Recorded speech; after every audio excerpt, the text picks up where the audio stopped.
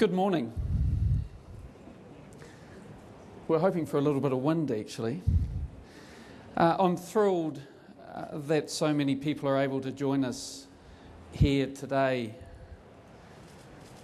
Before acknowledging a number of our important guests, let me begin by putting today's ceremony and this magnificent sculpture called Momentum in context. No company has ever meant more to me in my 30-year career than Air New Zealand. I've never had the privilege of working alongside more talented and committed people, and people that have such a passion for what they do as the people here. I share this passion for Air New Zealand, and I believe that our airline can make a real difference for our country, not just in the role we play connecting our nation with the world and the world to New Zealand, but also in the way we conduct ourselves and who we are as people. This wondrous work of art, created by internationally renowned Christchurch sculptor Phil Price, has been designed and placed here at Air New Zealand's headquarters, a place we call the Hub, as a focal point to enable anyone connected with Air New Zealand to reflect on the events that have shaped our airline, our character and our sense of identity. And I'd like to formally welcome and acknowledge the Prime Minister, John Key, who has joined us today, our families of those lost in the Erebus and Perpignan accidents, Air New Zealanders past and present, representatives of the media, and all others who have joined us here at the Hub today. For a small, remote nation at the bottom of the earth, aviation has become essential to our way of life and our ability to be connected to family and friends and to trade with the rest of the world. For many people, flight still has that element of magic, a sense of awe, that promise of reaching out to explore new worlds and a sense of adventure. And so it was for the crew and passengers of flight TE 901 that set off to fly over the amazing Antarctic wonderland almost 30 years ago. And unveiling this sculpture today as we approach the 30th anniversary of the loss of flight TE 901 and 257 lives on the slopes of Mount Erebus, and the first anniversary of the loss of 5 New Zealanders and 2 German pilots in our Airbus A320 off the coast of France, we acknowledge that it is these events that most here today will connect with this dedication ceremony, and so it should be. We are exposed to risk every day of our lives, and aviation is no exception. Despite the enormous efforts taken to minimise the risk associated with flying, we cannot eliminate risk completely, and occasionally, very occasionally, accidents occur.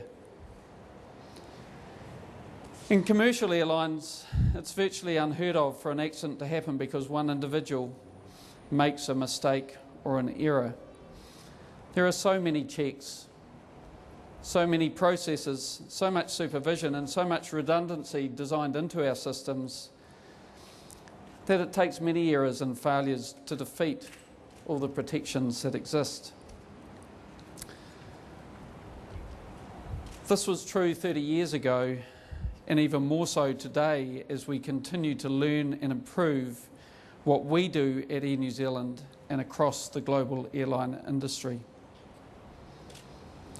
Since we lost our 4 Air New Zealanders, our CAA colleague and 2 German colleagues off the coast of France on November the 28th last year, I've spent many hours, days and weeks in fact with the family of those who lost their lives in this accidit. but also with those who played support roles alongside those families and felt and experienced the pain and the hurt of loss acutely themselves. I've also spent time with accident investigators and with our own staff and customers. In the hours immediately following the tragedy in France, it was apparent to my team and I that whatever caused the accident had already been determined. Nothing we could do would change that. But where we could make a difference was in how we supported those who had suffered the unimaginable loss of a dad, a partner, a husband, an uncle, a brother, a son, a colleague or best friend in very tragic circumstances. We could also do everything in our power to learn from the accident and ensure that all those who fly in future can fly more safely as a result of the improvements that are made once we discover the mysteries of what caused this accident. Yet if we turn the clock back 30 years and reflect on the events following the Erebus tragedy,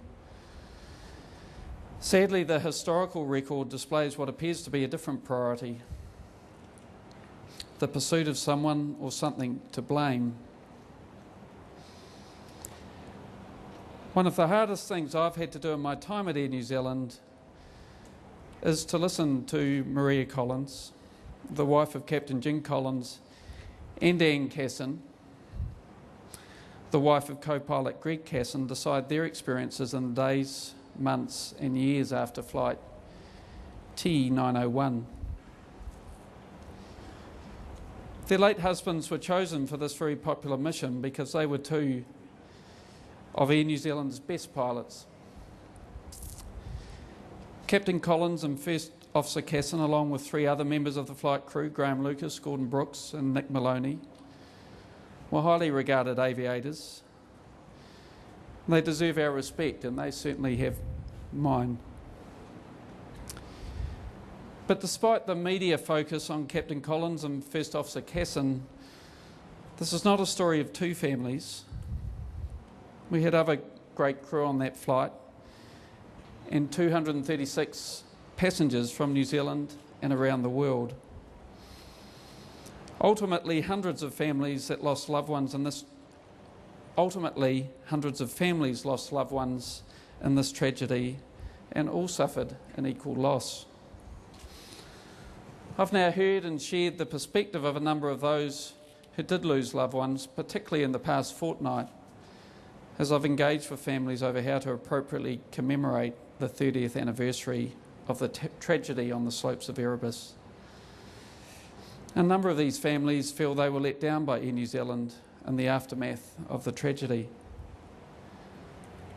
Without doubt, thousands of Air New Zealanders worked tirelessly in the days, months and years after the loss of T901 to support families, and I acknowledge that effort. But the enormity of the tragedy was overwhelming for Air New Zealand and in fact the nation. And we had few of the resources that we have available on so many levels today. As a result, Air New Zealand inevitably made mistakes and undoubtedly let down people directly affected by the tragedy. I can't turn the clock back. I can't undo what has been done. But as I look forward, I would like to start the next step in our journey by saying sorry.